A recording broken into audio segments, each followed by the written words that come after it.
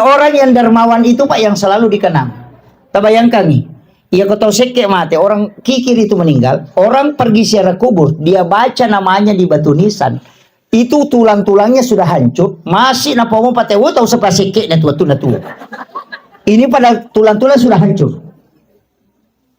Itu saking tidak baiknya. Iya.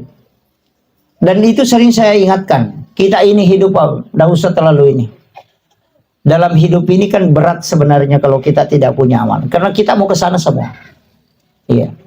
Anak-anak yang kita tinggalkan, kita memang butuh wasiat untuk dia. Meninggalkan harta juga itu penting. Supaya dia tidak jadi mengemis ke orang lain. Tapi mesti ada bekal yang kita bawa. Iya. Jangan sampai kita berangkat baru tidak ada bekal. Perjalanan akhirat itu sebenarnya orang di alam kubur itu kayak orang transit. Jadi misalnya dia mau ke Makkah, tinggal di Jakarta. Mau kembali ke Mamuju, tidak bisa. Mau kembali ke sini, tidak bisa. Mau lanjut perjalanan, amalnya belum cukup. Coba. Maga tasa di sana kota Ransi, ke bandara.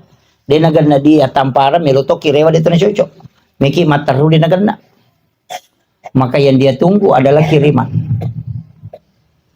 Maka orang di alam kubur itu yang dia tunggu adalah semua kebaikan yang pernah dia lakukan itu yang jariah.